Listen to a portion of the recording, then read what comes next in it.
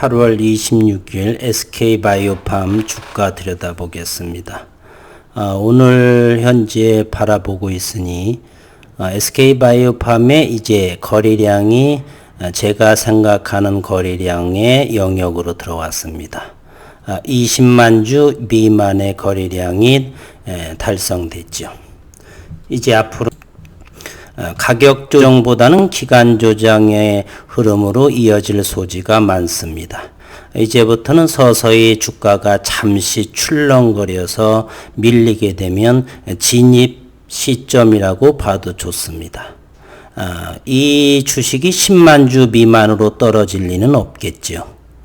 그렇다면 10만 주대 그리고 20만 주대에서 형성이 될 것이고 10월 2일이 되면은 3개월째 확약분 기관 물량이 나올 수가 있는데요. 170여만 주. 두려워할 것이 없고 그 물량이 나온 뒤로서 의미 있는 유의미한 지수 편입이 또 나올 거라고 본다라면 기관의 물량 170만 주는 보유할 확률도 높고요. 나온다 손치더라도 전량 나오지 않을 뿐더러 앞으로는 그러한 흐름으로 가서 지금의 10만 주대 거래량은 상당히 진입 시점은 저가마다 더 적극적으로 담는 것이 나을 것이고 이제 시간이 지남에 따라서 유럽 등 또는 미국에서의 유의미한 어떤 기사나 내용들이 저는 서서히 나오기 시작하리라고 봅니다. 최소한 1년은 되어야 된다고 보고요. 그 전에도 충분히 의미 있는 기사들이 유럽 쪽에서 나올 소지도 상당히 많습니다. 다시 한번 SK바이오팜의 8월 25일자에 희귀내전증 치료제 카리스바메이트의 임상 3건이 가동된다.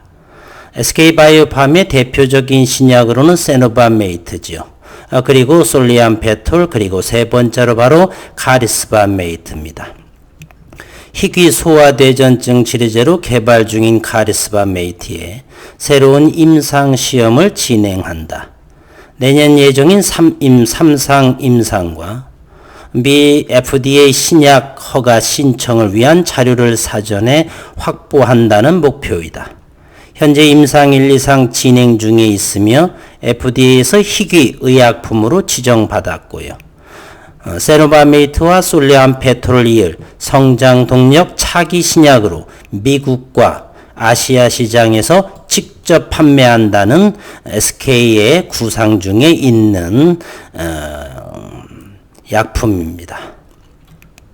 SK바이오팜은 지난 20일 미국 국립보건원이 운영하는 임상정보 사이트 클리니컬 트라이얼즈에 카리스바메이트 관련 글로벌 일상 임상시험 계획을 신규 등록했다고 25일 밝혔다. 카리스바메이트는 SK바이오팜이 희귀 내전증의 일종인 레녹스 가스토 증후군, 즉 소아 희귀 내전증 치료제로 개발 중인 합성신약 파이프라인이다. 등종 읽어보시면 되겠고요. 뇌전증 부분 발작 임상 과정을 통해 충분한 안정성 자료를 확보했고 임상 3상 6년과 NDA 제출을 위한 보조 임상 성격의 절차라며 내년 임상 3상을 목표로 임상 마무리 단계에 있으며 24년 NDA를 제출할 예정이라고 말했습니다. 오늘 주가의 모습의 일봉의 모습인데요. 가격은 보합이었고 캔들 역시 상당히 좋습니다. 19만 8천 주요. 오늘 프로그램 매매부터 잠시 보게 되면 13,000주의 프로그램 매수가 유입됐고요.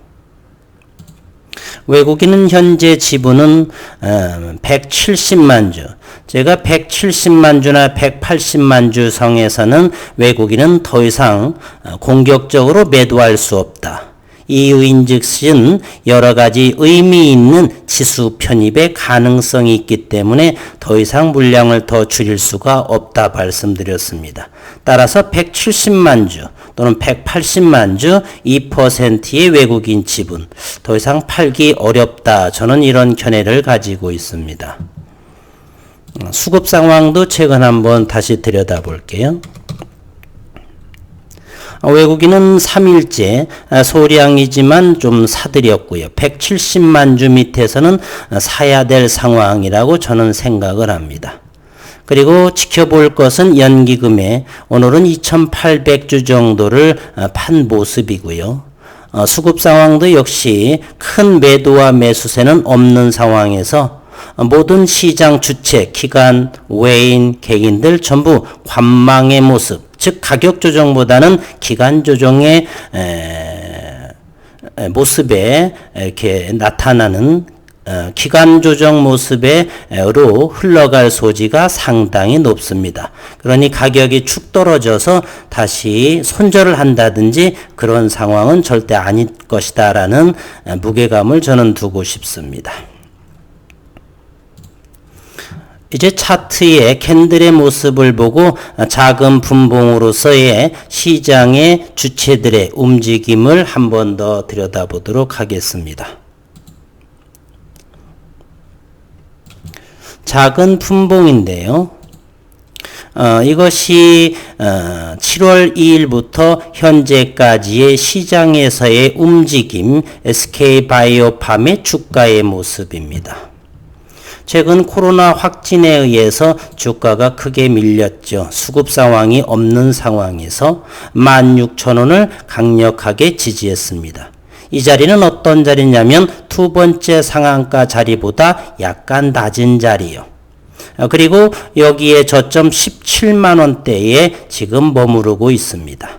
따라서 앞으로 내일부터 다음 주 9월 역시나 이거보다는 요 박스권 19만원대에서 요 모습 16만원 사이에서의 거래량은 줄어들면서 기간 조정, 가격 위 아래쪽의 방향보다는 옆으로 개걸음의 모습으로 주가는 흘러가지 않겠느냐. 이유인즉슨 새로운 새로운 기사, 유럽에서의 호소식 이런 거보다는 이런 건 당분간 나오면 좋겠지만 당분간 나오기 어렵다라고 본다면 더 이상 매도 물량도 심하지 않을 것이고 그렇다면 매도보다는 매수세에 힘이 더 있지 않느냐. 따라서 가격은 가로로 횡보하는 즉 기간 조정에 저는 방향성을 두고 있습니다. 따라서 17만원이나 그 밑에서는 조금씩 담아가는 모습 16만원대는 좀 더 담고요.